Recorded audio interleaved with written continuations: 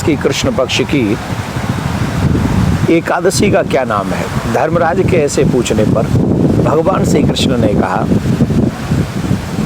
हे धर्मराज, इस एकादशी का नाम योगिनी एकादशी है और इस योगिनी एकादशी का व्रत करने पर मनुष्य के सभी पाप नष्ट हो जाते हैं और वह मनुष्य पाप मुक्त होकर स्वर्ग के लिए निवास करता है।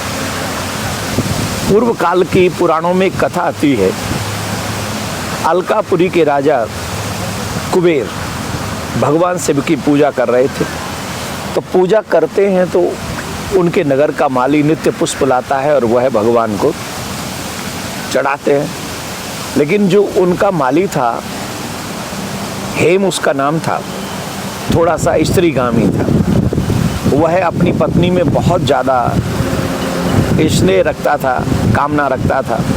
एक दिन जब कुबेर पूजा करने के लिए बैठे तो वो पुष्प लाने में उसने बहुत विलम्ब कर दिया और जब पुष्प लाने में विलम्ब कर दिया तो पूछवाया कि क्यों नहीं लाया, तो पता चला कि वो अपनी स्त्री से हास्य विनोद में व्यस्त है, इसलिए वो नहीं ला पाया। तो उन्होंने उनको बुलवाया और बुलवा कर उसको क्रोधित हुए और शाप दिया कि जा तू इस अलकापुरी से च्युत हो जा, मतलब यहाँ से दूर हो जा और तू जाके पृथ्वी लोक पे चला जा और वहाँ तुझे अनेक कष्ट भोगने पड़ेंगे, तुझे कोढ़ भी हो जाएगा।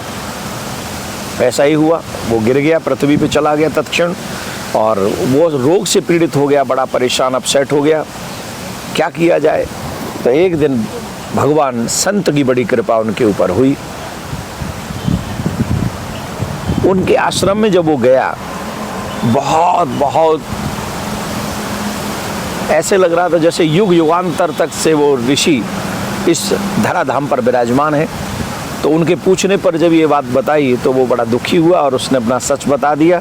तब उन्होंने कहा कि आषाढ़ मास के कृष्ण पक्ष की योगिनी एकादशी का व्रत करो, तुम्हारे सब पाप नष्ट हो जाएंगे और तुमको पुनः वही सुख प्राप्त होगा जो पहले था। और यही हुआ भी। ऋषि के कहने से, संत के कहने से उन्होंने वो व्रत किया और फिर वो पाप मुक्त हुए और वो अपने धाम के लिए चले गए हैं अलकापुरी में। फिर वो आनंद लेने लगे, रहने लगे, सुख भोगने लगे। अलकापुरी का वास उसे प्राप्त हो गया।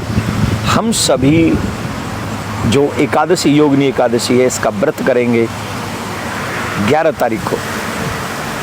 11 तारीख को इसका व्रत होगा और 12 तारीख को इसका पारायण होगा। पारायण का समय आप सभी 5:36 से लेके 8:10 तक इसका पारायण होगा 12 तारीख को। इस एकादशी का व्रत करने पर 88,000 ब्राह्मणों को भोजन कराने का जो फल है वह इस एकादशी का व्रत करने से फल मिल जाता है। और निष्काम भाव से अगर ये व्रत किया जाए, कोई कामना ही न हो, तो निश्चित तौर पे ये भगवत प्राप्ति, प्रिया कांजू की प्राप्ति कराती है। तो मैं आप सभी से प्रार्थना करूँगा आप इस व्रत को करें और अपने छोटे छोटे बच्चों पर भी ध्यान दें। हो सके तो उस दिन उनको अन्न न खिलाएं, बाकी का व्रत कर ले वैसे ही। और प्रिया कांजू आपके ऊपर कृपा करें, खूब चकाचक आपके जीवन में यश, वैभव, तरक्की बनी रहे, सदमार्गी बने रहे।